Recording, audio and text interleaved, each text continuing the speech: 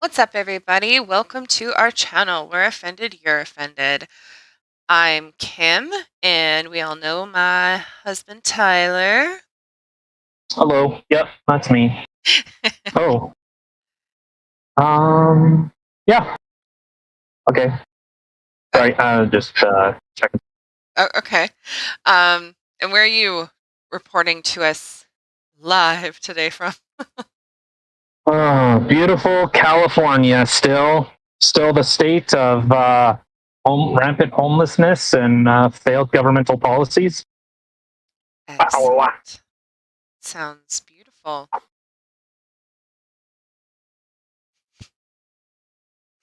Yeah. Okay. So yeah, that's pretty much it. I don't know. There's really not much to say about California. It's beautiful, but failed government policies and the state's on fire.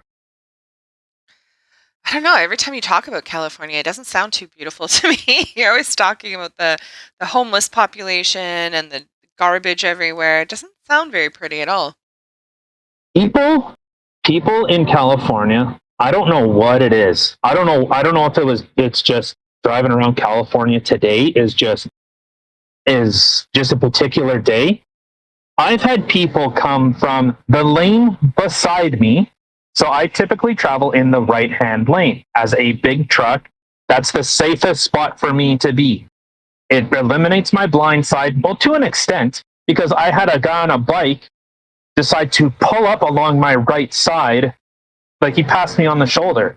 So like, okay, here, cool. But I had a car on my left side, cut across, so like cut from their lane into my lane, stopping. So I'm traveling highway speeds, 55, 60 miles ish. Cut in front of me and then go into the off ramp that is at a standstill. No joke, maybe 50 or 60 feet in front of me. Oh my God.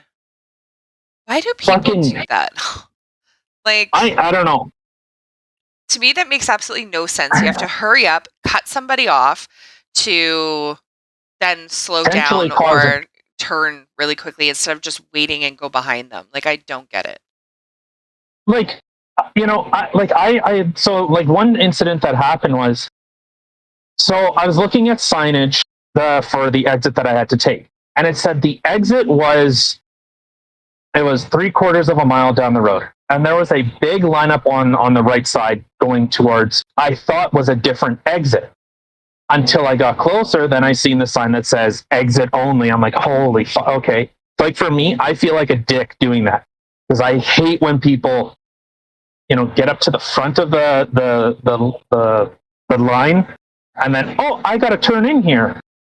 So like for me, and it's different for a car. It's easy for a car to turn around, take a couple quick little turns, and even doing an illegal U-turn somewhere, they can get back pretty quickly. If I miss my exit, it can literally be up to an hour that I'm having to backtrack, try and find a way, because it's hard for a semi to just do a U-turn. It You is? know, That doesn't sound weird at all. yeah, no, it takes about, I'd say probably about 5 lanes for me to do a U-turn. Jesus. Yeah, 5 lanes of traffic for me to turn around. So, I don't have that option. So I felt like a dick. But, the car in front of me just, cut right across and stopped. And so that was one. And then people like exiting on and off ramps.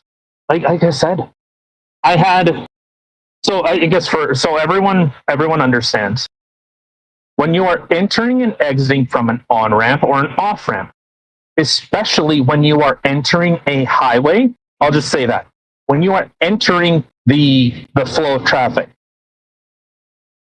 it is not the law to switch lanes. I'm sure you can see where I'm going with this. It is not the law that the person in the right lane has to move over. It is a courtesy it is not the law. I had people. I had one guy, in his fucking shitty rice rocket car. So there was traffic on my left, and I'm in the right lane. Speed limit is 50 for semis is 55 miles per hour. For cars is 65. So if anything, they could actually speed up in front of me while they're entering the highway. But this guy, like the lane is ending. I can't move over, and sorry, I'm not hammering on my brakes because you didn't shoulder check when you started making the turn from the on ramp into traffic. So, this guy, suddenly, I need to get onto the highway. So he cuts in front of me, flips me off, and then just proceeds to cross 3 lanes of traffic into the HOV. And then I've had several people do that, and I wish I could say to them, I can't move over. In fact, it is, for all intents and purposes, it is actually unsafe to switch from the right lane to the left, because now I am trapped. If and this has happened plenty of times. This is why I don't actively try to switch lanes unless I know there is no one else behind me that is coming up.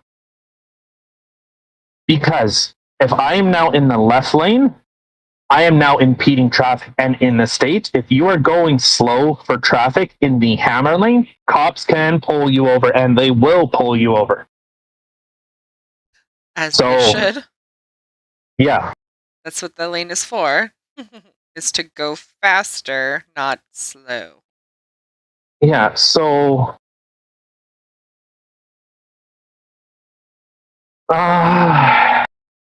So it sounds like you had a fun time driving. it was a lot of it, and there'd be like multiple people would be entering a roadway, and like they're from a dead stop, and then they just pull in front of me. Yeah. And I was just like, I don't know. Like, and it came to the point, like, at this one interchange.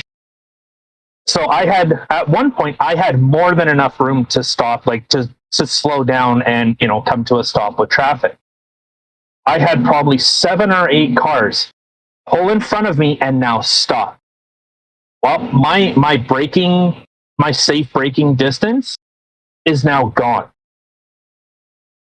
Like, I could not stop. I was incapable of stopping now because these cars just pulled in front and just stopped. So And dangerous. oh yeah, no, I had to actually like blow past them. Well, not blow past them. I was slowing down, but I had to slow down on the shoulder because, like I said, these cars just, all of them just, there's a big truck there.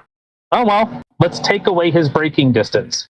The funny thing is, I don't think that people really truly understand braking distance when it comes to a semi truck or bigger vehicles in general.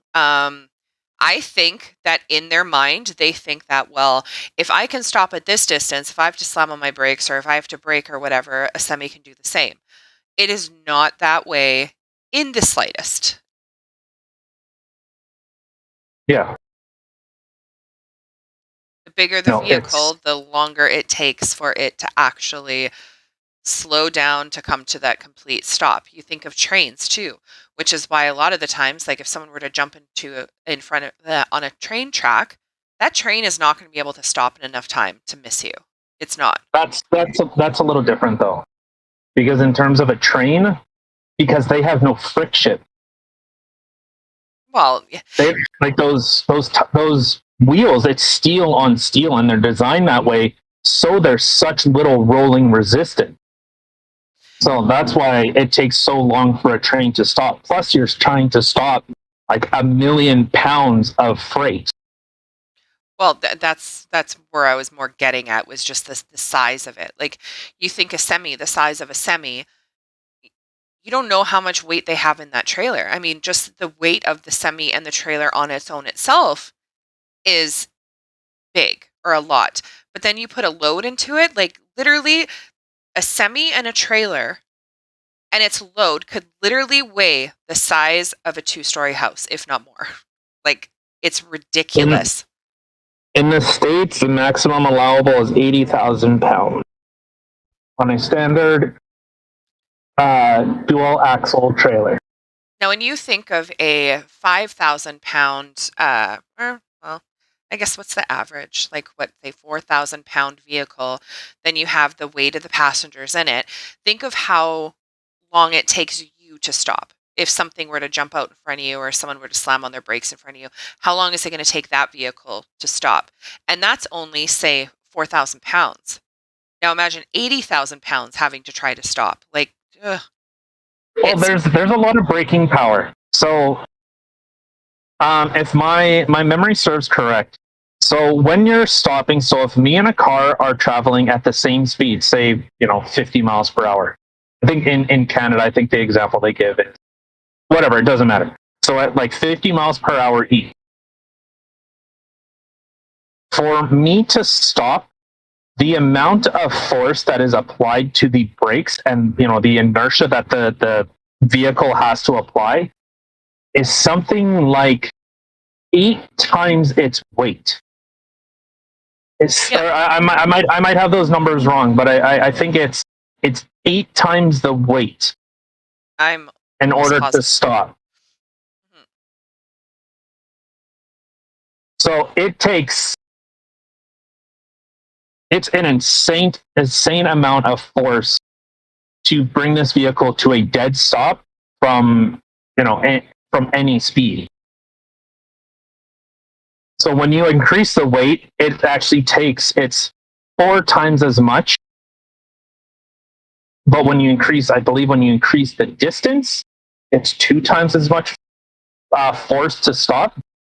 And then if you increase speed and weight, it's about 8 times for a vehicle to applying the same force to stop in that same amount of distance. So it's a lot of weight, and you know what? I can maybe make the argument that I should have expected that these cars were going to, but I also had vehicles. None of them had their signals on. That's been a very common thing today in California. Was I am entering or exiting onto making a turn. Cars don't have their turn signals. So, in this one particular area, that were like a fair bit of them were continuing on straight, and then there were some that were turning left. What would across the track or the direction that I was facing. And so if I see vehicles, they're just they don't have their signal on, and the issue could become, well, they're making a turn, and I don't know. I don't know if they're actually proceeding straight or turning. Yeah, it was just like you know that's kind of been my whole thing today. But whatever. That sounds fun. Mhm. Yeah, no, it was fantastic, beautiful. Yeah. I really thought about if someone could be, because let's say hypothetically, if that load ended up shifting and was say a write off. I wonder if something could be done where someone made a dangerous choice, say like that car that crossed 2 lanes of traffic and came to a dead stop in front of me. If like there could be some way that, hey, you know what, you are now responsible for the load shifting. I'm sure that would be like impossible to actually enforce. Like how, like at what point, like how would you expect that, I guess, that arm or that kind of law to be done? But I don't know, but I to don't me, know. like, it makes sense, especially in the day and age with dash cams and stuff like that. Like, it's one thing if a driver's not paying attention and he has to slam on his brakes and then it ends up ruining his load. It's another thing where you can visibly see that somebody had cut you off and then slammed on their brakes. I mean, how is the responsibility at that point put on the driver? I think that the responsibility should be put on the person in front of them, 100%. Yeah, and I don't know. I don't know how you would. Like I said, I don't know how you'd even enforce it, but I don't know. Maybe it's just better you just smash into them, and well, there you go. Was it worth it now, dumbass? Well, for not paying attention. Like I said, I feel like I actually I hate that I. Well, but I'm sure anyone that drives around California, like if you miss your exit onto another like a connecting highway, good luck because you're going miles down to try and get yourself turned around. And there's a lot of roads in California that no semis can go down. Period. So yeah, it's Yeah, they hate semis there, remember? yeah, 100% they do.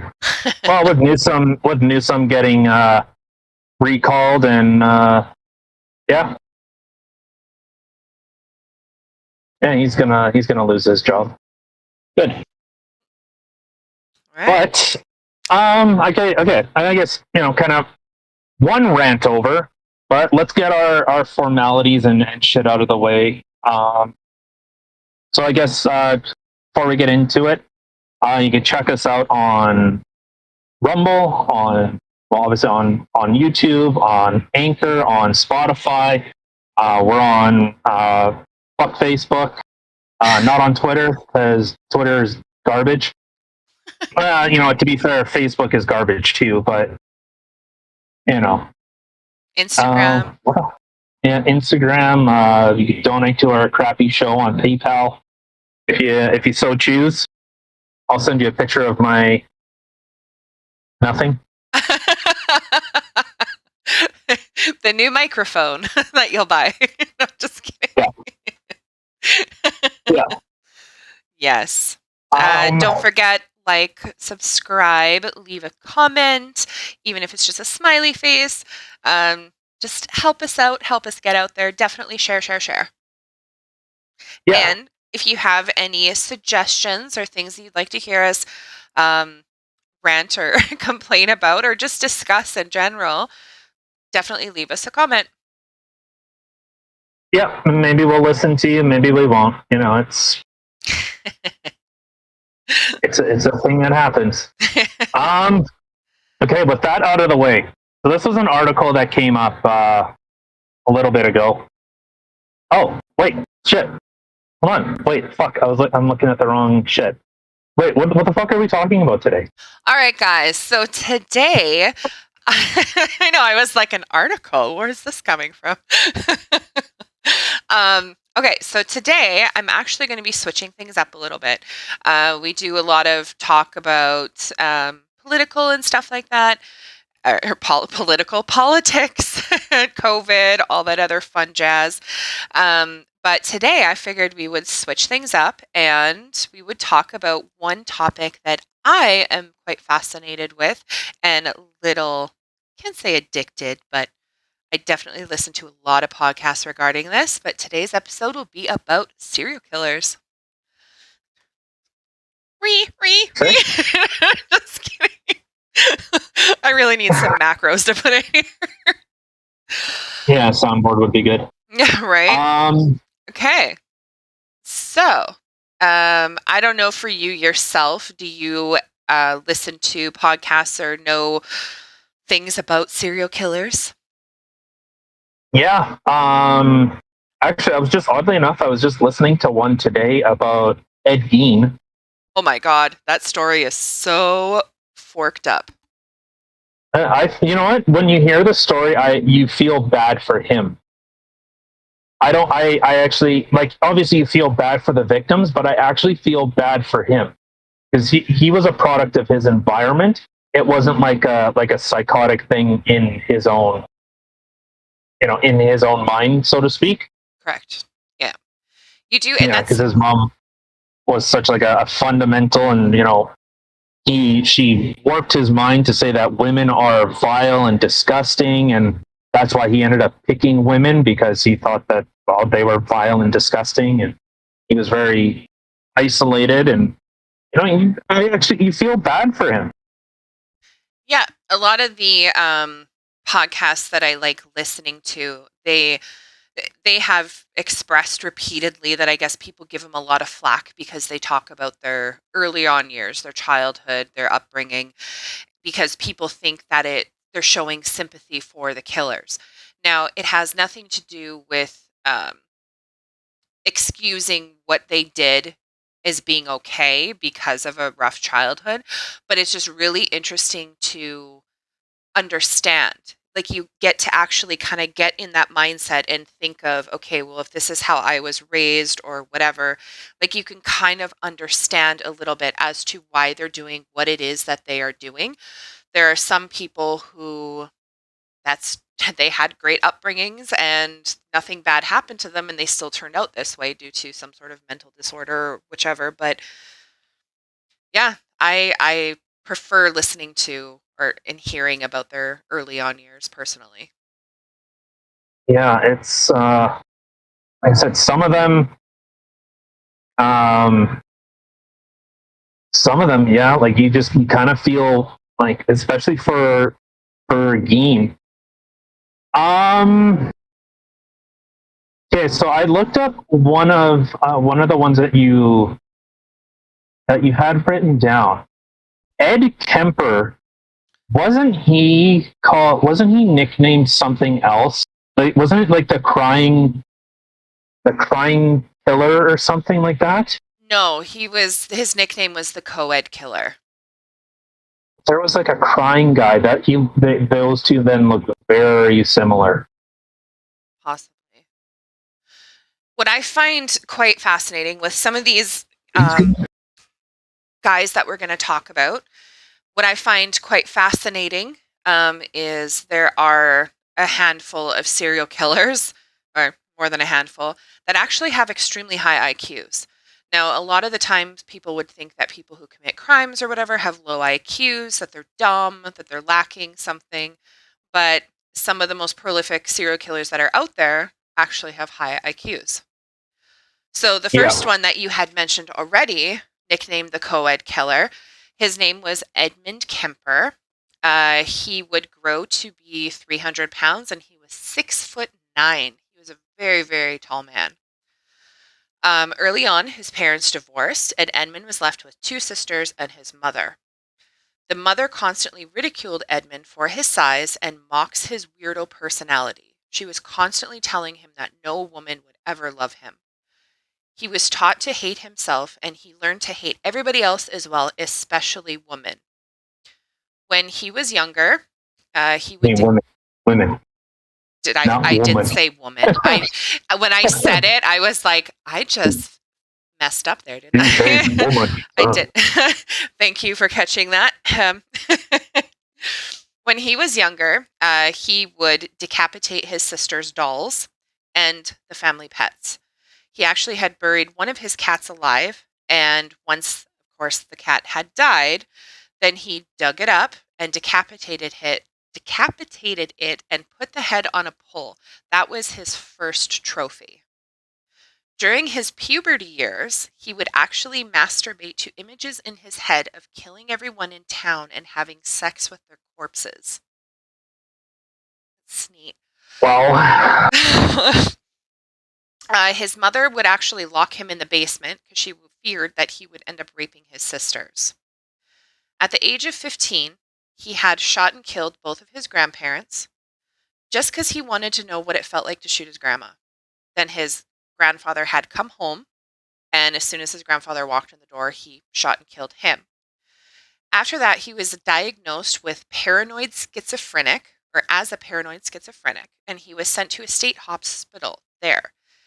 Um, he especially liked listening to serial rapists retell their crimes over and over. wow. Yeah. See, Um, and this is kind of that seems like kind of that similar thing where it was his upbringing and he was ridiculed and like you kind of feel bad for him. I mean, you do, but I mean, yeah. Like, Um, After he was released after 5 years of being in the state hospital after killing his grandparents. He was released into his mother's care. Um, he would then later on go on to kill his mother and 7 other women. He actually used to hang out in a local bar with local police officers he was friends with, and they would say that he was nice, well-mannered, and a good-tempered man. They would always hang out with him. They thought he was a nice guy, never had any issues. In May 1972, Edmund decided to start murdering the women that he was picking up as hitchhikers. He was just picking them up before and driving them wherever, and then he started to decide that he was going to start killing them. He would drive them to an isolated area where he would shoot, stab, smother, or strangle them. Afterwards, he would bring their bodies back to the bedroom at his mother's apartment, decapitate and dismember them. He would keep the remains until the stench became too unbearable. He buried the heads of one of the victims in his backyard of his mother's apartment. He had it buried facing the head towards the window so Edmund could talk to it. And many times he would actually say affectionate things as if he was talking to a girlfriend or a wife. To a what? Like he would say to the head that he buried in the yard, he buried it. Ew. Oh. Yeah, he would talk to it as if he was talking to a girlfriend or a wife, like very affectionately. Yes. Edmund's Wow. reign of terror finally came to a halt on Easter Sunday of 1973 after bringing his mother an Easter lily. He beat her across the head with a hammer while she slept and then stabbed her multiple times with a pocket knife. Afterwards, he chopped off her head and one hand, placed the head on the mantle and threw darts at it. Edmund then committed unspeakable acts with his mother's headless corpse and additionally removed her voice box and stuffed it down the waste disposal unit, stating, "I made Oh sure my that God. she was never able to bitch again or yell and scream at me again." When he See? switched Yeah. Oh. when he switched the waste disposal unit on, a piece of tissue flew out. He would later say, "Even when she was dead, she was still bitching at me." Oh my God. His bloodlust after killing his mother was not satisfied, so Edmund invited his mother's best friend over for dinner. As soon as Sally had entered the home, Edmund beat her to death with a hammer. After killing his mother and Sally, Edmund fled to Colorado, where he used a payphone to call a police officer that he knew. And then the police officer came and picked him up, and he confessed to everything that he did. Edmund pled not guilty by reason of insanity, but after a 2-week trial, he was found guilty of 8 counts of first-degree murder. Now, with this co-ed killer, or Edmund, his IQ was 145, one of the highest IQs. So that was Edmund. Wow. Right. Yeah. What is it? Is it? At what point are you considered a genius? Is it 140 or is it 160? Uh, That's a very good question. Let's see.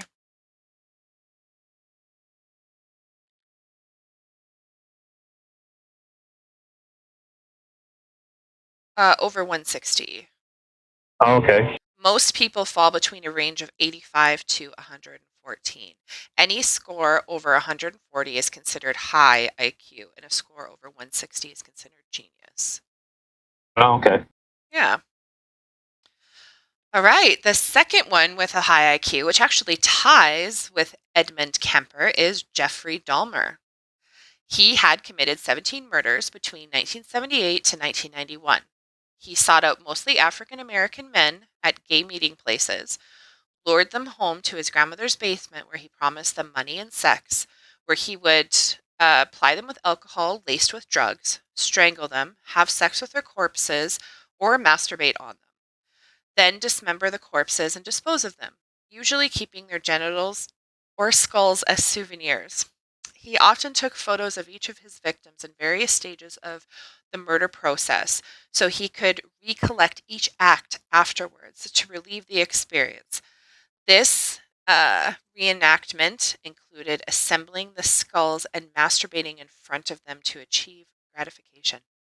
What the fuck? Right? Mm. I should have probably put out a disclaimer. Warning. This episode is for mature audiences only and for entertainment purposes only. Awkward. You know, I've had some post nut regret, but Jesus, can you imagine that guy? No. Sadly enough, none of these guys regret their actions. I guess, yeah, that's true. Yeah. Holy crap. See, with some of these, with Jeffrey Dahmer and the next one we're going to be discussing, Mr. Ted Bundy, with the IQ of 136. I didn't go very deep into their backgrounds because these are very popular serial killers that a lot of people already know about. And there's been so many movies and stuff about them. So I didn't bother going too much into detail about their upbringing.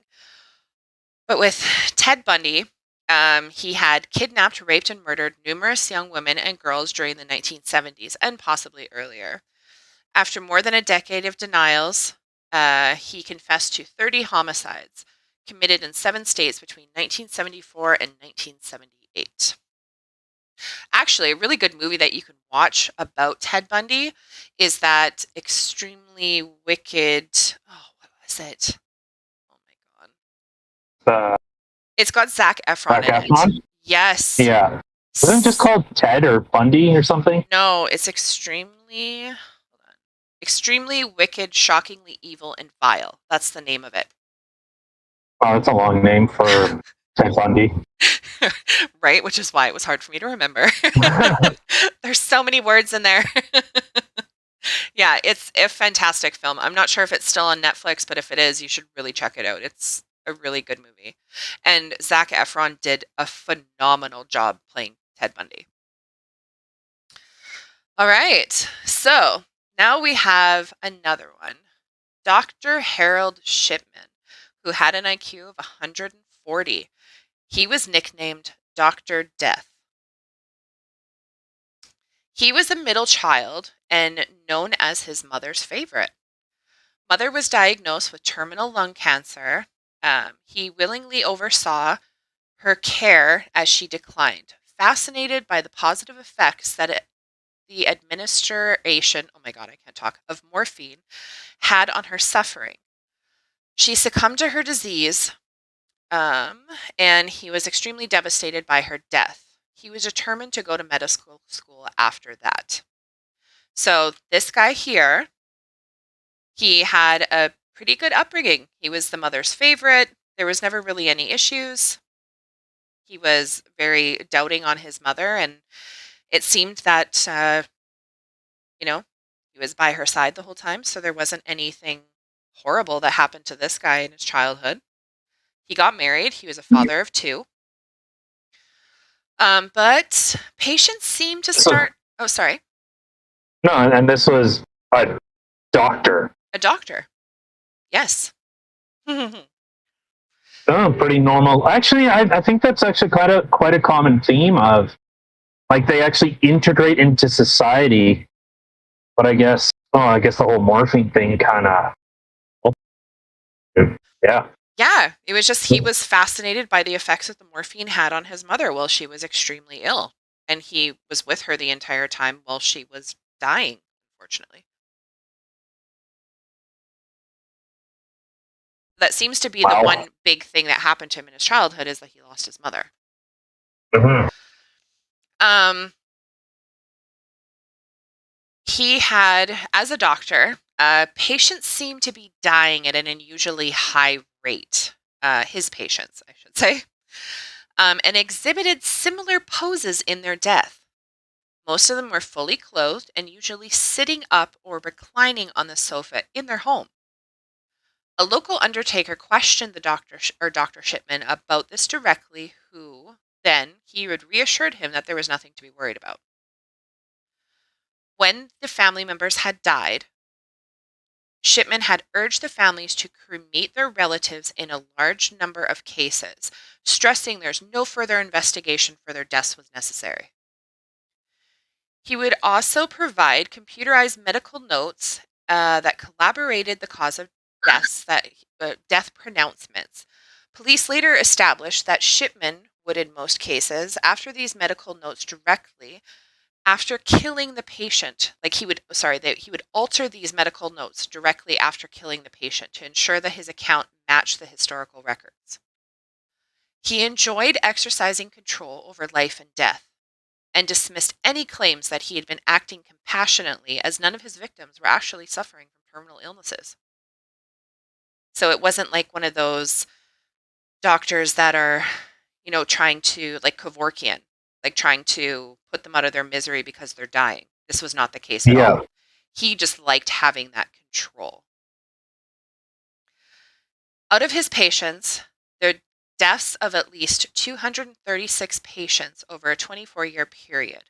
Separately, an injury commission chaired at the High Court Judge Dame Janet Smith examined the records of 500 patients who died whilst in Shipman's care, and the 2,000-page report concluded that it was likely that he had murdered at least 218 of his patients. Although this number was offered by Dame... Holy fuck. Yeah. Although the number was offered by Dame Janet as an estimation rather than a precise calculation, he was only charged with 15 individual accounts of murder on September 1998, as well as one count of forgery. So he went to jail for only 15 counts of murder, but they suspect that he's killed at least 218 patients. Holy moly. Right? Like, to be, I've heard of like the hero syndrome type thing, where a firefighter will start a fire just to go in and rescue them because they want to be known as like the hero, right? Well, and yeah, that's like a. So I'm gonna hijack you for a second. Check out that message that I sent you. Oh, So I know with firefighters, I can't remember what it's called, but it's almost like firefighter disease or something like that, because they get excited for a fire. Like if a fire isn't happening, they want one to happen because like they're just waiting for it. yeah. Such a weird phenomenon. Yeah, I completely agree with So that. So it kind of makes me wonder so that if this is kind of like this doctor had that same like, you would wonder if he had that same type of thing, but it's not. Like, it's like the control thing. And I don't know if it was Yes, you're so smart. He did an IQ test. And his score was what? 114. Yes, it I'm was. actually gonna retake it when after this is over.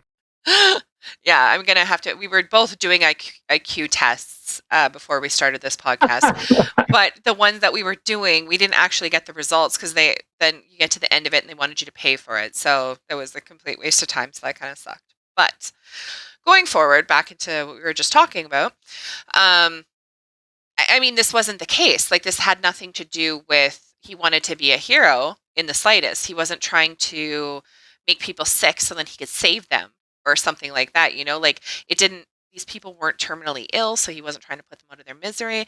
For him, it was all about the control. And I wonder if that is because he could not control his mother dying. His mother died and was taken from him. So he felt out of control. Like he had no control over the fact his mother was dying. So I'm wondering if that's kind of where his obsession with being in control afterwards kind of stemmed from. Right. It's kind of my psychobabble look into it. Wow. Huh. That is 236 people. Yeah. It's a lot. I can't even actually I should have looked that up too.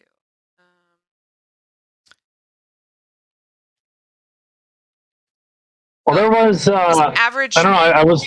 about Oh, sorry. sorry, it was average about 9.8 victims a year in that 24-year period.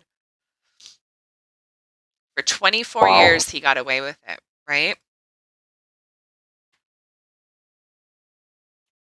there's been a lot. I remember like with how they caught Ted Bundy. I think he had like a tail light out or something. So ridiculous. That's yeah. It was like a normal traffic stop. Like, and he's like after all the people he killed, it was like a light or something very minor was out on his vehicle, and they that's what got him Yeah. did him in. Yeah. Well, and the funny thing is that like he evaded police and escaped even courthouses and stuff like that. He was literally in the middle of a trial. He asked to use a phone and they let him go into the library, use a phone, and he just Yeah, pieced out the window. Like, yeah, it's that's right. just really like he was a very intelligent guy. Like he was very Also, charismatic and yeah. yeah, that was one thing I remember, especially like with Ted Bundy. Like for like I don't know, I don't really see like the hunkiness in him, but apparently women just thought he was yeah, like he was very charismatic. He was very good looking. I don't see it, but I don't I don't either. I mean, know. Zac Efron, I would be like, yeah, but the actual Ted Yeah, Bundy, I don't see it. But yeah, people like women would actually go to the courthouse just to watch him. And he would put on like little shows for them, like winking at them and smiling. And he acted like a celebrity. And they treated him like a celebrity. Like it was quite something. yeah. See, like seeing pictures of it, like I said, he's it's not like he's not like uh I don't know what the who's the fucking I mean who's the clown dude? Um, oh my God. Uh, Oh, right, John Wayne Gacy, Gacy. Gacy, Gacy. Yes. Yeah, Yeah. yeah. Like he wasn't very good looking. No. Like like some people that you expect, like oh okay, yeah, that dude, like he looks messed up, but like I don't know. One thing that I ended up learning about like serial killers, like they I don't know how to say it. They watch people and how they act, but they can't actually reproduce like emotionally. They cannot reproduce emotion. That's not serial killers. That's a sociopath. I mean, No, there are well, serial killers that are sociopaths as well. Yes. Um, but yeah, that's the definition of a sociopath. Is they'll try to mimic yeah, what other people are doing and act how they feel that other people expect them to act, but they don't actually have that empathy or caring or anything in them. Like they just don't. It's like a light switch turned off, yeah. It's unfortunately. so Hmm. yeah. So, an interesting little factoid that I just Googled while we were talking here, good old the Google. Um, actually, Dr. Shipman was the serial killer with the most victims. So he has the highest death count. Oh, yeah. Yeah. So, congratulations. I don't know, like, neat. What do you say to that? Yeah. Wow. That's a an award I wouldn't want to get, but you know. So, so similarly, there's been lots of so you have serial killers that have higher IQs, and then you have a lot of serial killers that, interestingly enough, as I've noticed through listening to a lot of cases and stuff, had actually had head injuries when they were younger. Now, this is quite the list Oh, yeah. of serial killers with head injuries. Yes.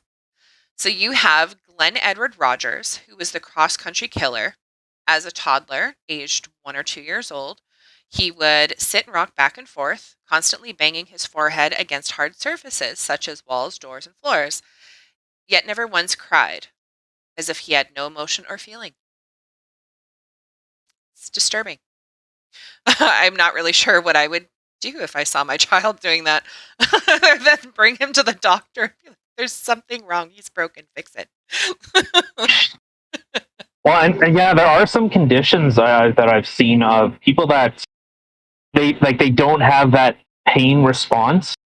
I remember there was one girl. I remember she was the story was that she was scratching her eyes, and she kept scratching and scratching and scratching, and then she lost her sight. But she just doesn't register pain at all. Yeah. Right? I can't even imagine that. That makes me want to vomit a little bit. Yeah. Then you have Richard Ramirez, Yeah. aka the Night Stalker, which I actually wish I would have gone into a little bit more detail about him because this guy, he was forked from the beginning. He had a horrible family, like mother, father, and then he was living with an uncle who would actively stalk people and would take him along with him and show him like peeking into windows and stuff like that. Like he was literally messed up from the beginning. Like he had no hope, this kid. And at age 2, he sustained significant injury on his head when a dresser fell on top of him, causing a laceration which required 30 stitches. At age 5 years old, he was knocked out by a swing in the park. This head injury caused him to suffer from an epileptic seizure, which remained until he was teenager. Seizures, sorry, which remained until he was a teenager. So he had 2 head injuries plus a really bad upbringing, which yeah, if you look into the story about Richard Ramirez, like this kid had no hope. He was doomed from birth. Aww. Yeah, his story actually kind of makes me sad. Then you have the killer clown, John Wayne Gacy. At Wait, age Richard. Wait, Richard Ramirez. Was that? The Night Stalker. No, I Richard. Was he the one that? No, that was the. There was one guy that he knew something was wrong in his head, and he wanted people to like when he was executed, he wanted his like for him to be or like checked out through science, see what was wrong with his brain. Can't remember who that was. No, it wasn't this guy. God, he looks like a serial killer. Ramirez. Oh yeah. Yeah. Yes, he does. Fuck is up with his teeth? Right. What the hell? Was it Samuel Little? I can't remember. I don't know. I I don't think know. he was Samuel Little. I was just trying to Google it. It came up here. It says that he killed 93 You were people. what? Sorry. I was trying to Google it. What you were saying, but I don't know. He was just a name that had House there. popped up, so I'm not sure. Yeah. No. Okay. Well, there was. Frick, I can't remember what the gentleman. I don't know. Well, you keep thinking on that. And we will get to the killer clown. At age 6, Gacy was beaten unconscious by his father wielding a broomstick. At age 11, he was struck in the head with a swing, which, although not diagnosed until he was 16, it resulted in him suffering from blackouts, which were exaggerated or Come on. Oh exaggerated God. Oh. by Hello. his Hi. congenital heart arrhythmia. Hi. Hi. I'm back. I don't know what happened there. Oh, I lost you, did I? Yeah. Now I'm back. Oh, The hell. okay.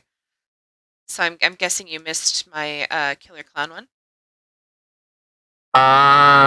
Yep. Okay. Well, just for you, I will repeat it. John Wayne Gacy, the killer clown. At age 6, he was beaten unconscious by his father wielding a broomstick. At age 11, he was struck in the head with a swing, which, although not diagnosed until he was 16, it resulted in him suffering from blackouts, which were exacerbated by his congenital heart arrhythmia as well. Exacerbated? Thank you. My mouth and brain did not want to let that one out. No, thank you. Exacerbated. Wow, that was 2 times in a row everyone got to hear me say that wrong. Yes, that. Then we have Fred West, from the Gloucester Road murders. At age 17, West suffered a fractured skull in a motorbike accident, which left him unconscious for 7 days. 2 years later, at age 19, West groped a girl on a fire escape outside the Lindenbury Youth Club. She punched him and he fell 2 floors. Oh my God. Oh, Both injuries Jesus. caused him to black out and frequently suffer from violent rages.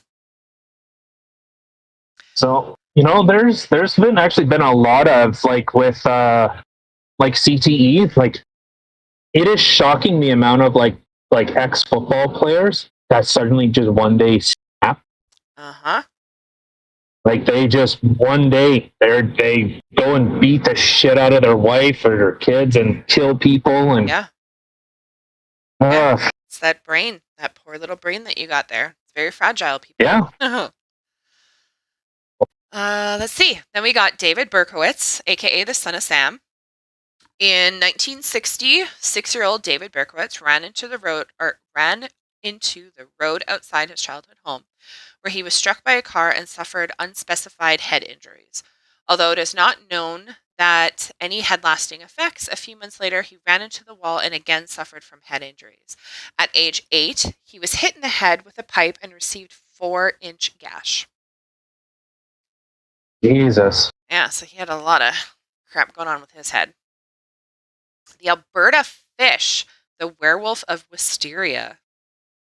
At age Oh, 7 was that years was old. that it for the Son of Sam? Yeah. There's nothing like what many people did what No. These are did? people who have suffered from head injuries. The serial killers who've suffered from head Oh, injuries. That's where we're on right now. oh, okay. Hmm, Sorry, that's I thought you okay. were kind of Nope. um, so the werewolf of Wisteria, at age 7 years old, fish fell from a cherry tree, which caused severe head trauma. Exact injuries unspecified, which caused him to suffer from dizzy spells and severe headaches for the rest of his life. Ed Gein, came from an abusive yep. family and would later claim that his violent alcoholic father would beat him on the head so hard his ears would ring. Carlton Gray, at age 8 years old, Carlton Gary. At age 8 years old, Gary, who suffered from ill health, um, owing to malnutrition, was knocked unconscious in a playground accident, although the exact details are unspecified. Ian Brady, the Moors murderer. At age 10, Brady was playing with a balloon in the kitchen when he slipped on spilled water, and his adoptive mother was peeling potatoes. He broke his leg. Although there's no reference to a head injury, his leg healed and wouldn't cause him any pain. It is uncertain whether this affected his personality. So that's a maybe. Wow. Gary Heindnick, at age 6 years old. Heindnick fell off a tree while playing, and although his injuries are unspecified, the fall resulted in his skull being oddly shaped, for which he was mercilessly teased by other children for. So if his skull was misshaped, that would be one hell of a bang. Just saying. Charles Whitman, the Texas Tower sniper. Although not injured in an accident, Whitman, who murdered 17 people and injured 31 in a shooting spree. During his autopsy, he was found to have pecan-sized tumor inside his brain. That's Is him. that the guy? There we go. Yeah. Yeah. Yeah.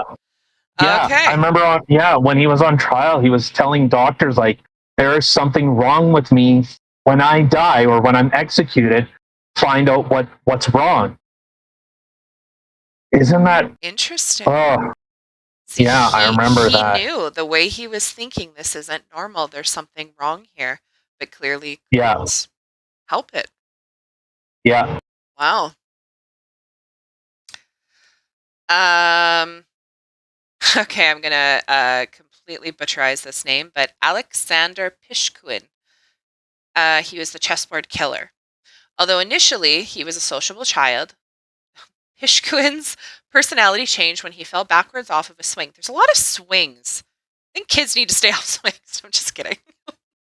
Yeah. Uh, Yeah. Lock everyone inside. yes. No swings allowed. Let's take them all away.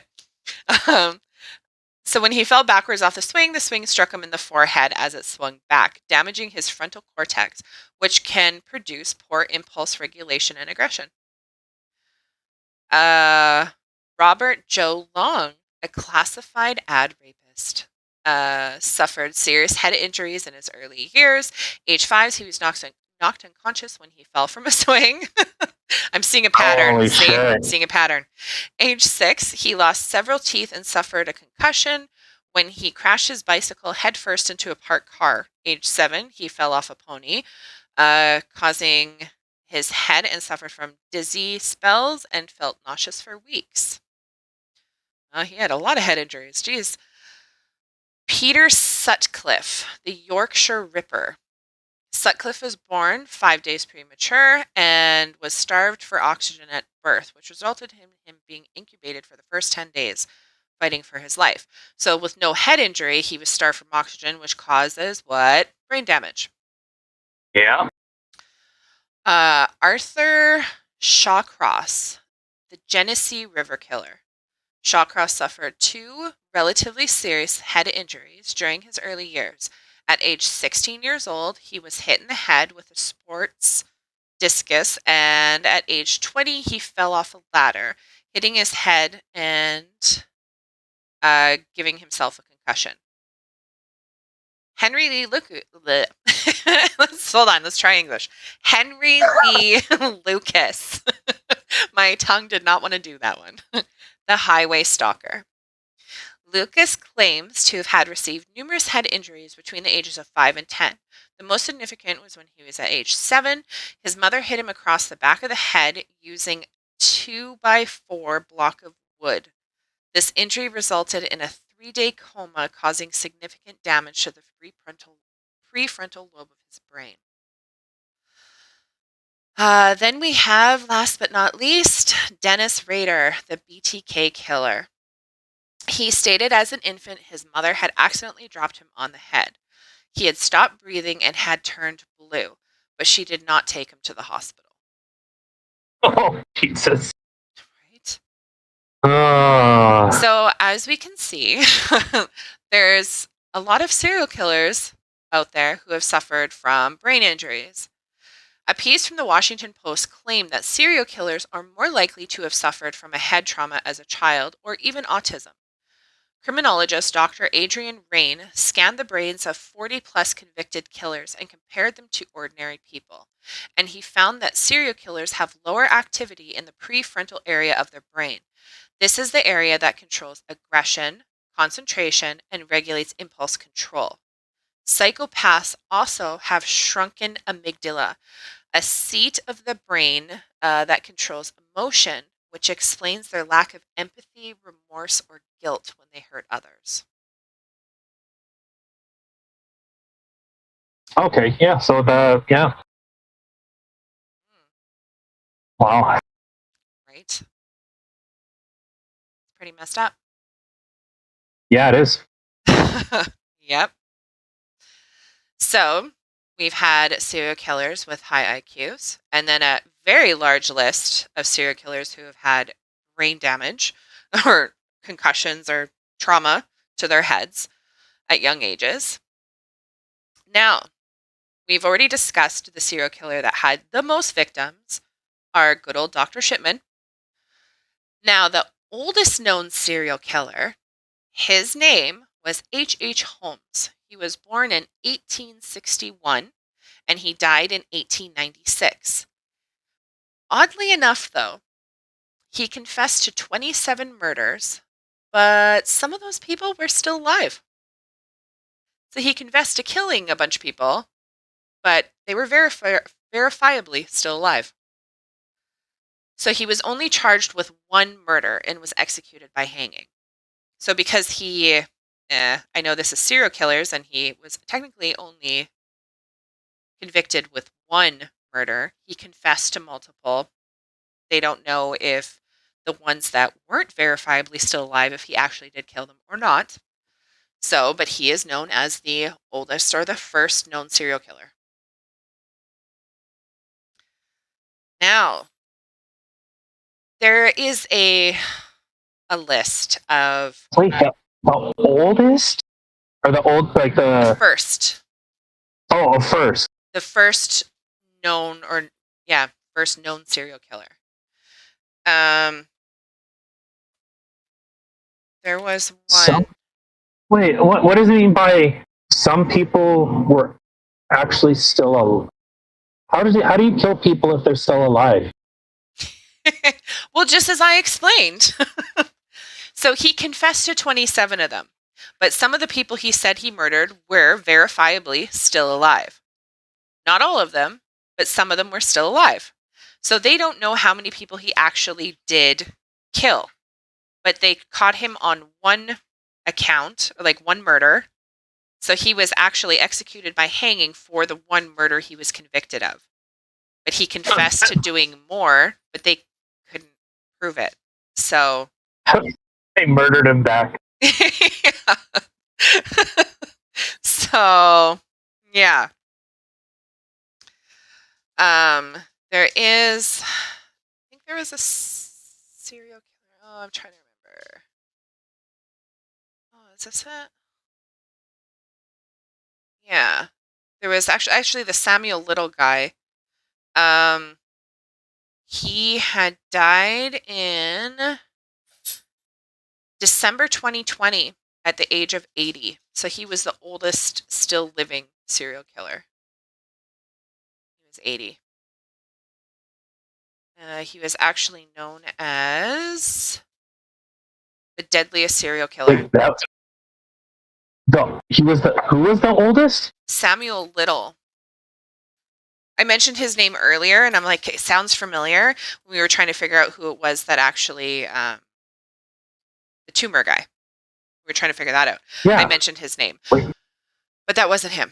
I forgot. Oh, okay. Yeah, no, I think Samuel Little, like he wasn't actually that old. I think he was like maybe his 30s or 40s. He wasn't. Yeah, I don't think he was actually that.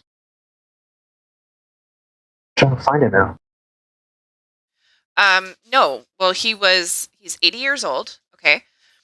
He's known as the deadliest serial killer. He had killed 93 people across 19 states and evaded accountability for more than 4 decades. He was targeting sex workers, drug users, and the poor, mostly black women whose murders authorities did not solve. Let's see.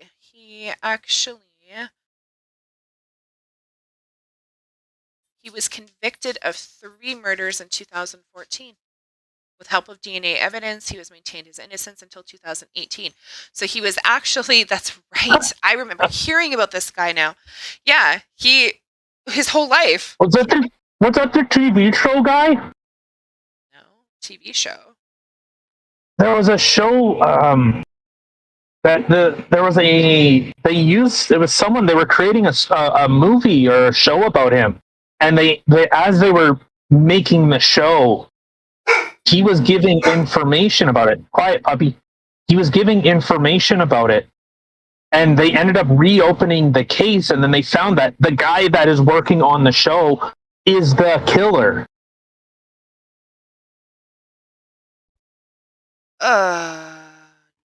No. I don't think it was this guy. This one, it just said police began scouring old files and reopening old cases. Because there's been a lot of cases that have been solved recently with the help of those, oh my God, what do you call it? Those DNA places where you can send in your DNA and they tell you like your background, like what you are. You know what I mean? Oh, the DNA test. Yeah. So a lot of Yeah. people they'll put in their DNA and stuff like that, and that's how a lot of murders have actually been solved recently. So with that help from an unidentified DNA place, they have been able to solve a bunch of cases recently that have been cold cases. So this guy for 4 decades has just been out there living his life and, doing his thing. Um, and he actually remained innocent until 2018. He was only convicted in 2014. Are you okay? Oddly enough, I was just. Are you talking about the? Okay, so there was a Golden State Killer. I remember. Yeah, I just heard about that one. I was listening to a thing about that one today. Yeah, James D'Angelo. Sorry, I know. I don't think that's the one that you're referencing, but No, I'm talking about Samuel Little. okay. Oh, okay. Sorry, I didn't. I thought you were on to someone else. Sorry. No, I was just still talking about Samuel Little because he was the oldest. Like, because there was the oldest, so there was the first known serial killer, which was the H.H. Holmes, but he was the oldest convicted serial killer in his 80s. And he just died in 2020. So he was finally convicted after 4 decades of killing. He was finally convicted in 2018, and he died in December 2020 at 80 years old. Wow. Yeah. See, because there's this guy. God, frickin' ad, fucking go away. All right. Well, screw yourself, Los Angeles Times. Yeah, there's Golden State Killer. Golden State. This dude murdered like a bunch of people, but it was like recently. Yeah, Joseph James D'Angelo. He was committed for at least 13 murders, 50 rapes, and 120 burglaries. Jesus. This dude started by just kind of like petty, like breaking into places, and then eventually he started actually killing people. He's a wait, no, this wasn't the. He was a police officer? Oh, that guy. Yeah, it's funny because as you're talking about it, this sounds so familiar. That's right. Yeah, he was a police officer. Yep. He witnessed his 7-year-old sister's raped by 2 airmen in a warehouse in West Germany. Wow. Yeah, that's crazy. So I'm sure that probably had an effect on him. You think? Well, he joined the Navy in 1964, 22 months during Vietnam. Jesus. Yep. That was this guy? Wow. Oh, there's some, but they recently reopened the case, yeah, because of DNA, and they were able to find that way.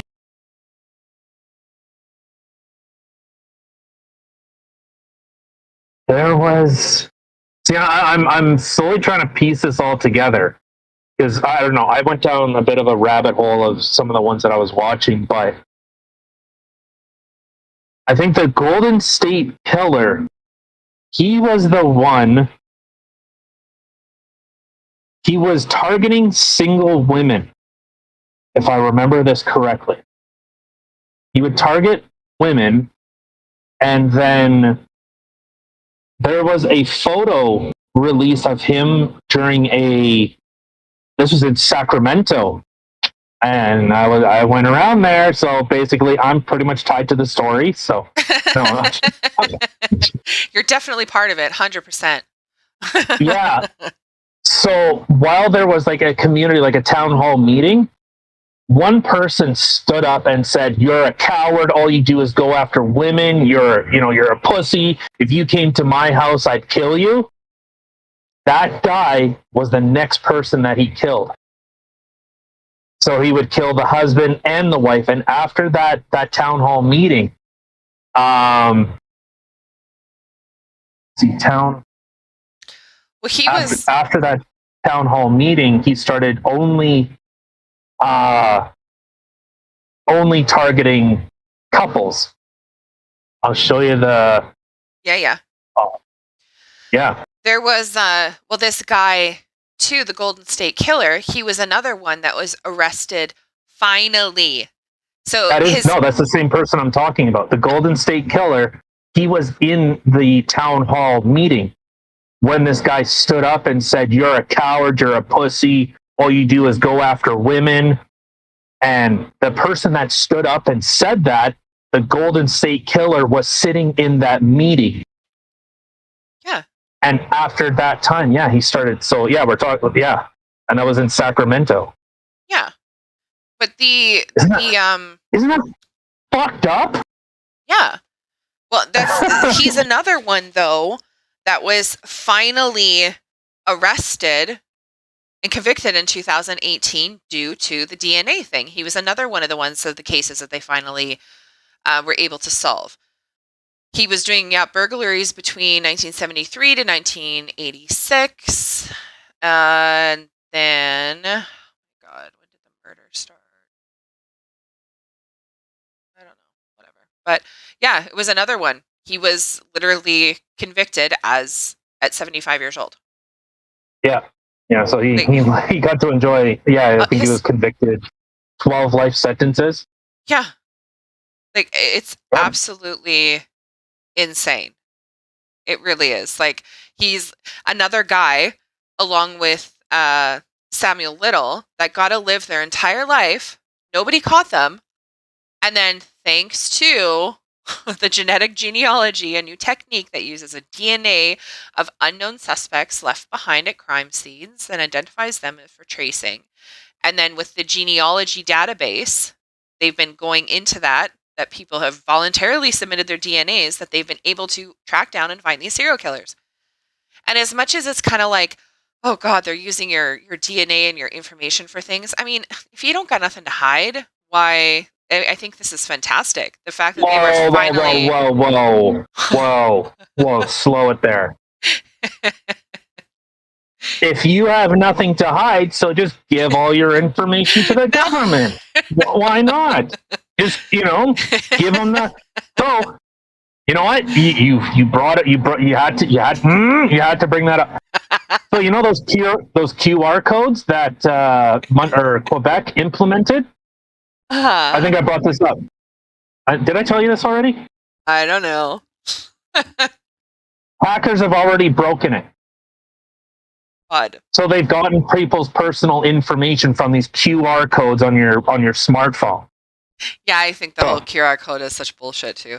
I don't. Well, the funny thing is, what? Back in an earlier day, they had a white star on people's shoulders. Now look, if you want to get into this place, show us your star on your sleeve. Oh, show us your QR code on your phone. Otherwise, you can't come in. Yeah. Sorry. Just give it to the government. I just wanted to poke the bear. I just wanted to poke the bear for you. I'm just bugging you. But so with the genealogy database that people have volunteered their DNA through to try to figure out their own genealogies, that's how they've been able to solve a lot of these cases, which I think is pretty amazing, that they've been able to open up a lot of cases who've been cold and bring a lot of families and killers to justice. So I think that part is pretty cool. Sorry guys, I had to poke the bear for a second. Yeah. And so there's also a list. Unfortunately, I didn't do the whole list of the youngest serial killers because I just can't get into them. They're so sad. Like it scares me, it disturbs me on so many levels. But I will talk about the one who is deemed the youngest serial killer. His name was Armandeep Sada. He grew up in India. His first murder happened when he was only 8 years old. Shortly after the murder of his sister, Armandeep struck again, murdering another infant who was only 6 months old. This victim happened to be the daughter of his maternal uncle. Armanjeet seemed to enjoy picking out his victims that he had easy access to, and he would strangle them to death. It was horrific as the families and the villagers knew about the murders that Sada had been committing, but chose to remain silent, deeming them an internal family issue. After being questioned, Oh Armanjeet, yeah. yeah, after being questioned, Armanjeet showed no remorse and gleefully told villagers about how he strangled the children to death. Now, the only reason that anything had even got brought up is because there was another child that went missing and that was murdered, and somebody happened to tell the family that they think they know who did it. Then it was notified from them, so someone from the village had told this family they think they know what happened, and because it seemed suspicious. So when the police had investigated, went and talked to him, this is when he showed no remorse and gleefully told the villagers about how he strangled the children to death and led them to the shallow grave where she was buried. Excitedly told them. I can't say what it is that he had said that he joyfully told them, but it translates to, I killed her by beating her from a brick. He told them that he quickly covered her from the debris and the grass left around his house after she was dead. Since the family had covered up the 2 previous murders, he was only charged with the one and sentenced to only 3 years. It's speculated that due to his mental state and extreme threat that he posed to society, he was kept in a mental institution after his sentence was served until he was 18 years old, which now would make him 20, so he would not be there anymore. So he is probably out there.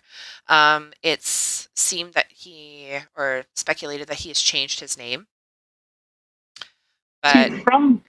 he's 8 years old and he killed 3 No, kids. where was he from? India. Oh, A village India. in India. Yeah. What do they speak? I don't know. Is it Hindi? I don't know. It could be Punjabi. It could be Hindi. Uh, I'm trying to Google translate it, and it's saying a Spanish detected. Oh, geez. Yeah, good job, Google. Hindi or Punani? Punjabi. To English. To English. Yes, to English. Oh, fuck's sakes. I don't know. Anyways, If you I actually don't know. look up this person, like, he was a creepy looking kid. Like, he's kind of scary looking.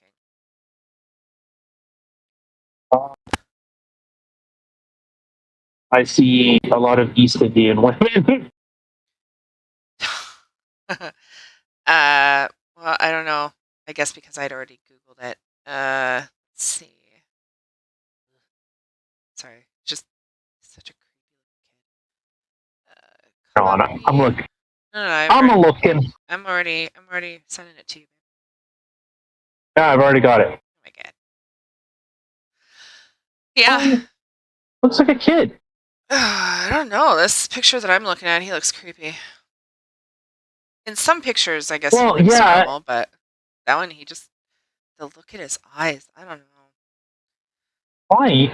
From like probably a poor community in India. So he looks like, yeah, so they're gonna make him look evil. Look at the angle that he has. They have it like his head is angled down, and yeah. Yeah, I don't know. It's just, He killed. 3. He killed 3 other kids, and he was 8 years old. Yeah, oh, wow. I'm actually surprised. I don't know what India is like with their laws. Like if they have like a, you know, at like, whatever age, like, okay, now he's considered an adult, kind of just let him go. I don't know. He wasn't released, was Well, like I said, they speculated that he was in the mental institution until he was 18. Um, but he would be 20 now. Yeah. So he But I was seeing that apparently he may have changed his name and oh yeah, here we go. This is from Morbid and Macabre. Oh god, this looks like a website from like MySpace days. But apparently,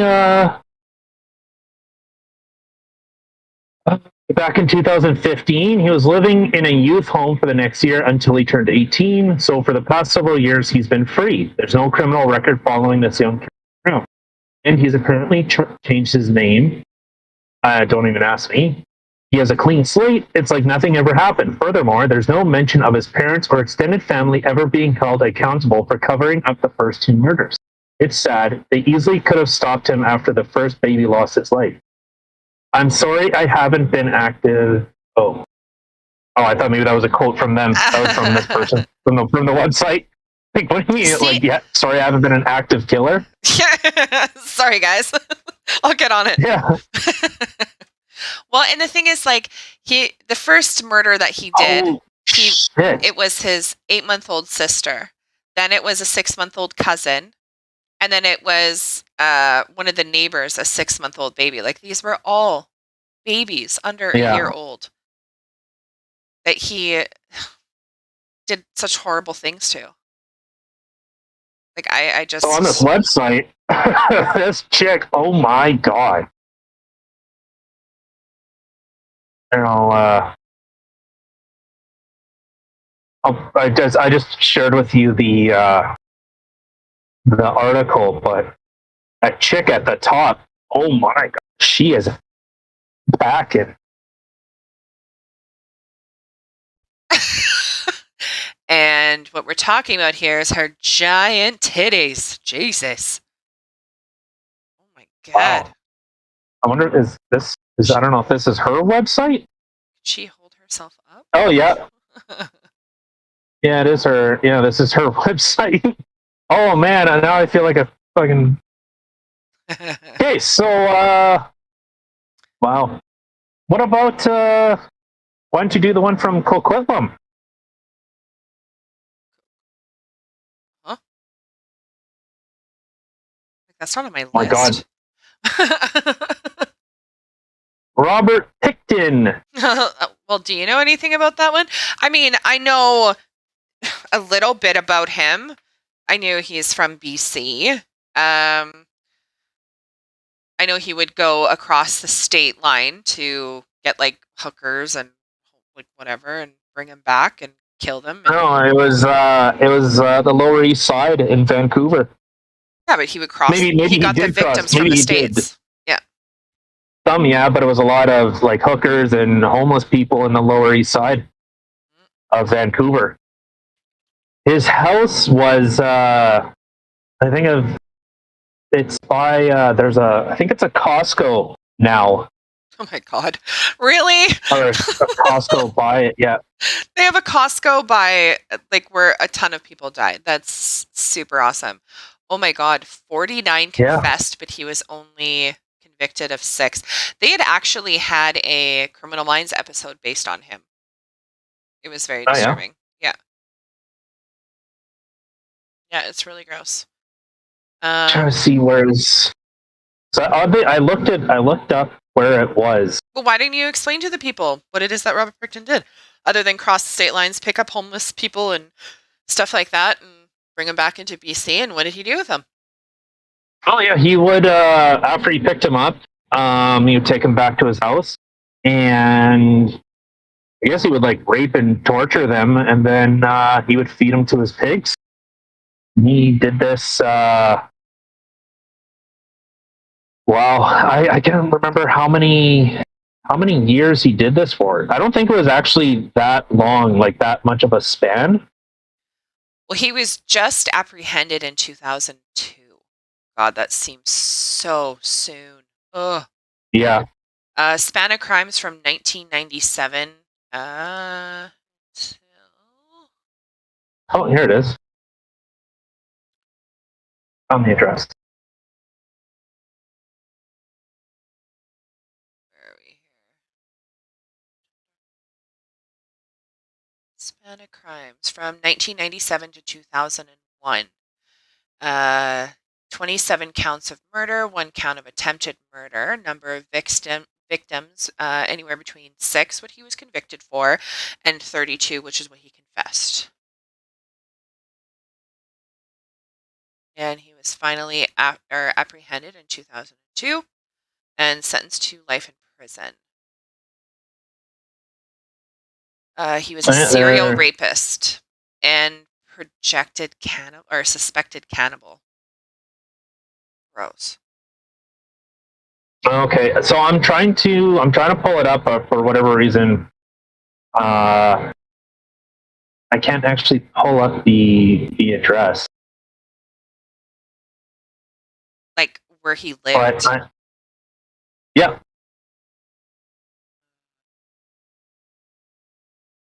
see. Oh yeah. See, there it is. Okay, so it is working for Google Maps. Yeah, there's like, see, it's all like development around there now. See, there's a Costco like across the way, across the street. It's all like residential stuff now.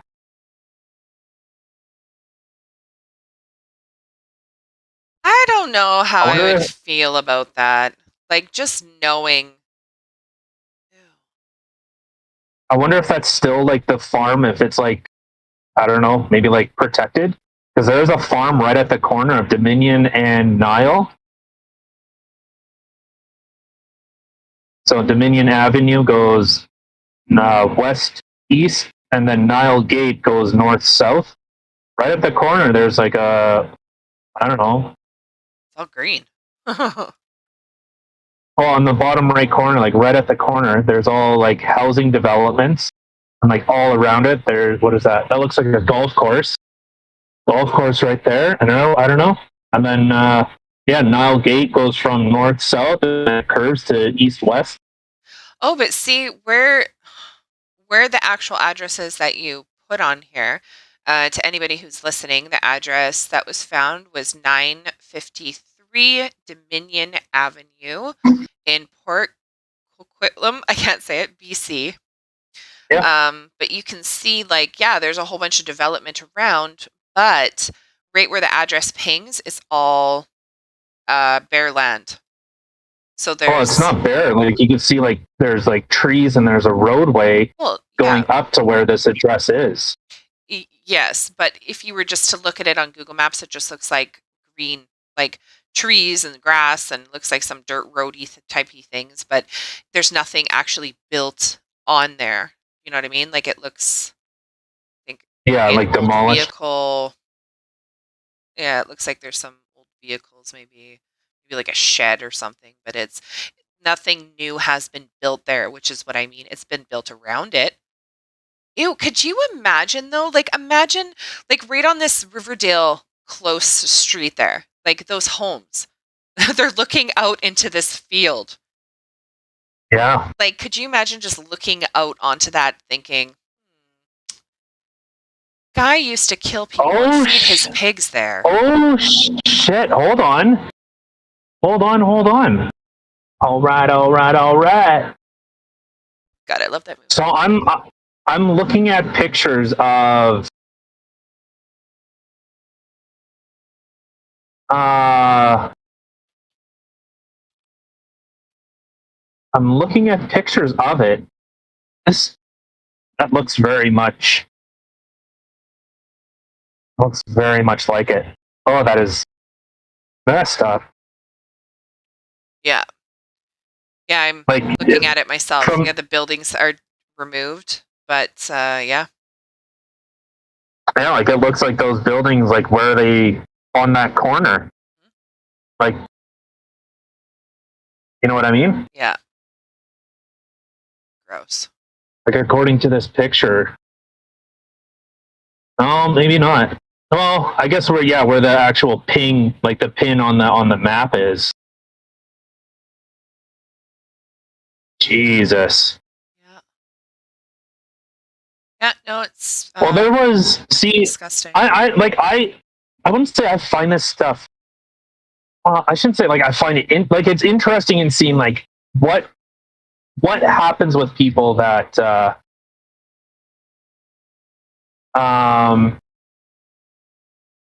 but like I guess like in Germany or like in France. I know France, they still have like the oh, what was that line called? The a line that went from like southern France all the way up to almost what was that?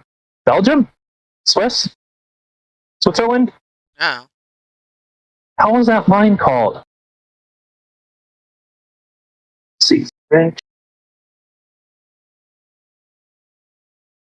While you're trying to figure that out, yeah, my apologies. Picton didn't actually cross the border. It was 60 women disappeared from Vancouver's downtown east side. I guess it's another serial killer I was thinking of. Yeah, no, the Maginot line. That's it. That was it. Like that's still there. I know there's a lot of places in Germany they've like preserved those places. I don't know. I guess we could kind of save this for another day, but I know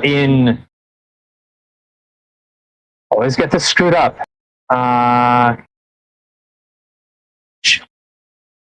It was Cambodia. I always screw this up.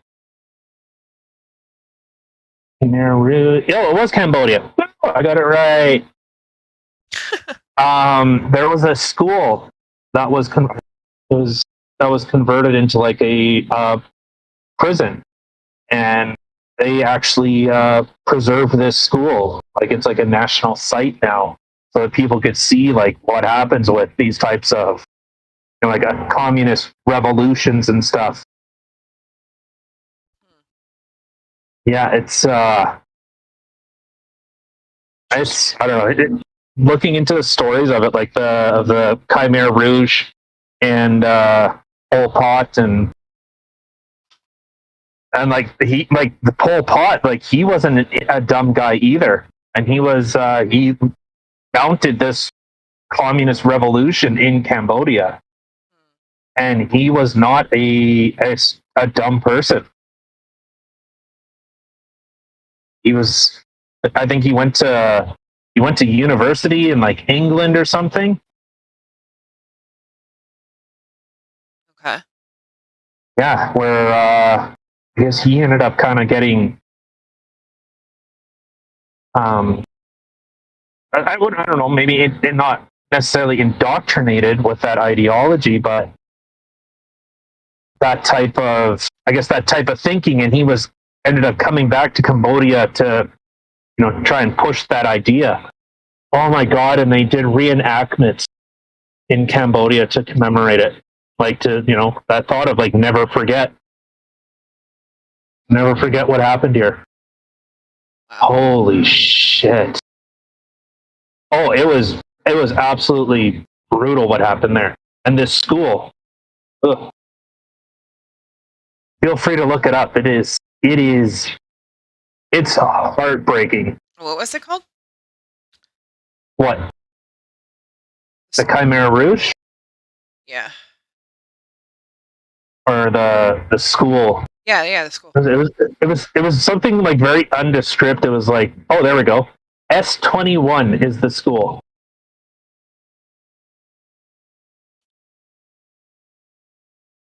And yeah, they left everything in there. All the classrooms were turned into prisons and jails, and people were it was something like I'm no joke. For the amount of people, okay, so it says there was 18,145 prisoners, possibly. It was something like 5 or 10 maybe made it out of there. Oh my God. Yeah, That is insane. yeah, it was a ridiculously low number of people actually got out of there.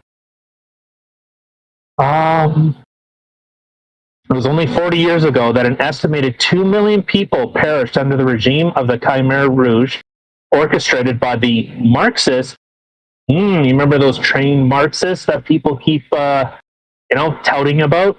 Yeah. National dictator Pol Pot.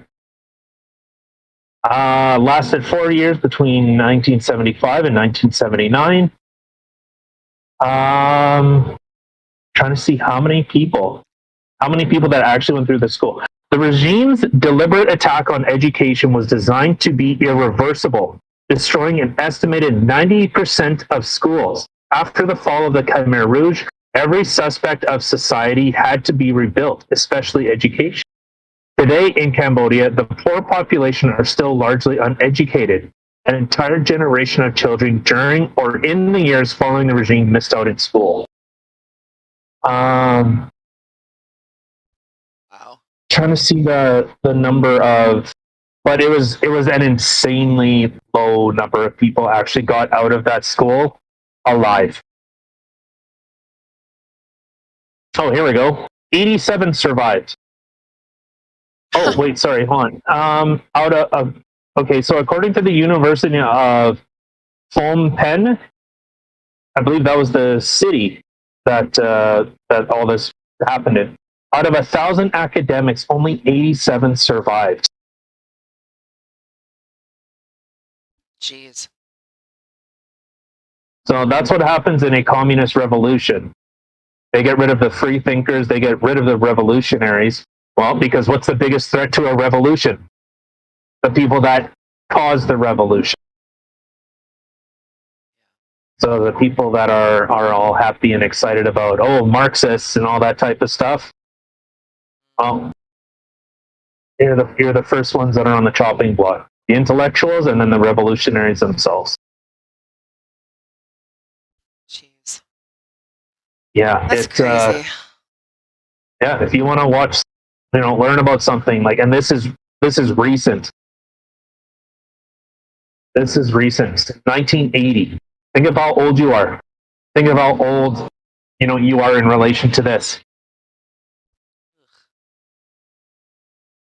As the expression goes, I think it was, the same person I keep quoting is Mark Twain.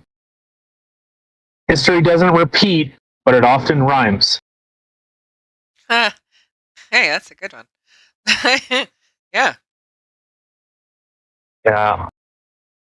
This is the type of stuff that I look at, and I filter it through that type of stuff. I don't know. We could probably do episodes on this type of stuff because it is brutally scary that people just thought, oh, you know what, it's fine that the country's going to take care of everything, and then they don't, Yeah. or they can't. Wow. All right. Well, I think with that, let's get the hell out of here. All right. So that was our episode on serial killers. Let me know if you liked it and if you want to hear more stuff like that. Um, Again, like, subscribe, leave comments, and we I will would actually, we should actually maybe do it like doing like a deep dive, maybe to like to each one of them. Maybe do like a casual Friday of something like that. You know. yeah. I mean, one we could most definitely talk about, like I touched a little bit on it, would be the Richard Ramirez one. Like I said, that poor kid, literally, he didn't have a chance. So Yeah. that's a very interesting story. So, yeah, I think we can definitely do an episode on Mr. Ramirez. Yeah. A lot of them like that. I don't know, that type of stuff always kind of, it's interesting. It's interesting in how people can be so brutal to each other. Mm. Well, and it's not even just well, yeah, it's the brutality of it, but it's also trying to figure out, like, what the heck is going through someone's mind for them even to think these things. Yeah. Well, probably just curiosity. Like that's one of those weird, like, okay, yeah, there is the macabre and the the morbid curiosity, and I think that's why people are interested in it. Mhm. Is like I would never do that, but Yeah. the When you the yeah, just the fact that like you almost live it through them. You know what I mean? when you think of, like, there's been so many movies. See, there was more stuff I wanted to touch on as well. There's so much, but there are so many movies that I have seen personally that there are parts in movies and I'm like, "Oh my god, where did someone even come up with this? Like, this is horrifying." And you think, like, this is something just horrible you see in a movie. And sadly enough, there was one scene that was in, I don't know if you ever watched the movie Seven with Brad Pitt. Oh, just a side note. So out of the 18,145 prisoners that went through that school, 18,133 died. So Wow. 12 people made it out of there. 12. It's really gross. Yeah, and the doctor was put on trial. The one that led this, that was in charge of S-21. Like obviously, he was charged for crimes against humanity, and they documented every single person, like almost like a scientist, where they would condition people to confess to things that they didn't really do, or they would, and then they would like catch them in lies, and well, why did you lie about that? Oh, it's just, yeah. Yeah. Um, did you ever All right, 7. yeah, Right. did you ever watch that movie? It had Brad Pitt, Gwyneth Paltrow. Morgan Freeman. Yeah. It looks familiar, but It was the Seven Deadly Sins. So there was 7 people that were oh, killed with uh in the way of the 7 deadly sins. And it had oh my god, what was his name? Oh, he played such a creepy killer too. Uh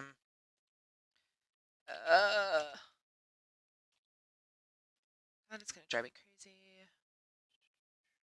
oh, isn't that the dude? That's the Kevin dude that. Spacey. Kevin Spacey played the killer. Yeah, I was gonna say the dude that likes to diddle boys. Well, not maybe not diddle boys, but he diddles at least teenagers, or at least Um, you I never heard about that? no, I don't know. Um, no, I'm not sure about that. But anyway, Oh yeah, okay. with a Um, felony for allegedly sexually assaulting journalist Heather Unruh, 18-year-old eight Heather Unruh's 18-year-old son in Nantucket, Massachusetts.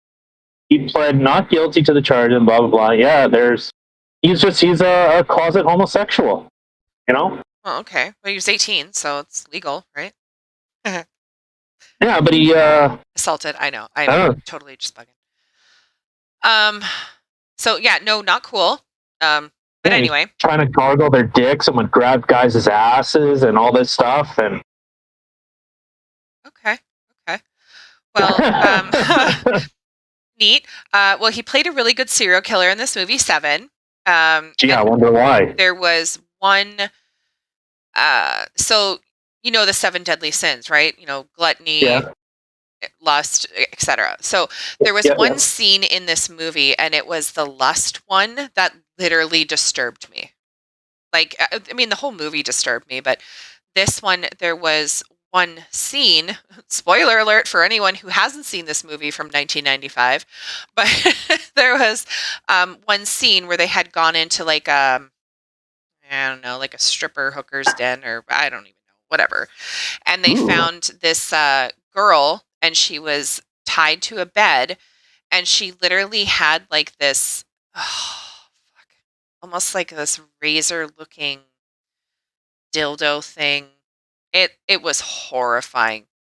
Like it literally sounds like a good time. scarred me. And the funny thing is, like it's not funny, but um Okay, when you see things like that, like in my head, I'm like, who the fuck would have come up with this? Like, why on earth? Like, what kind of a brain Kevin comes up with these Spacey. things?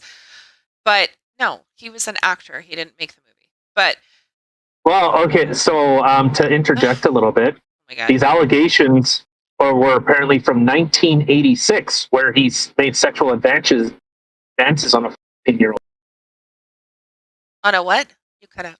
14-year-old boy. Okay, well, we're not talking about Kevin Spacey and little boys Oh, here. Anyway, kind of are. okay. Anyway, so that horrifying scene that actually had traumatized me, I had found out that that scene was actually based on a real life killer who was David Parker Ray, also known as the Toy Box Killer. He had created a soundproof room thing that he would do really disturbing sexual acts to people with. And one of them happened to be a razory dildo. So that's actually where they got that scene from, was the Toy Box Killer. And I'm like, that is messed up. Like when I found out like real person did this. Or you think of, okay, we've all seen, well, I don't know if we've all seen, but I'm sure everybody's seen Silence of the Lambs, stuff like that. Well, Ed Gein, you think of him.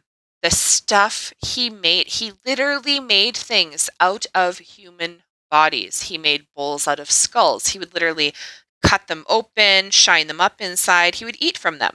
He made a Yeah. belt out of nipples. He reupholstered furniture in his home with the skin of people.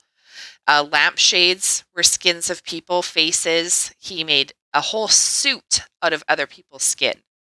He had You know, a lamp that was actually made from the human spine and hips.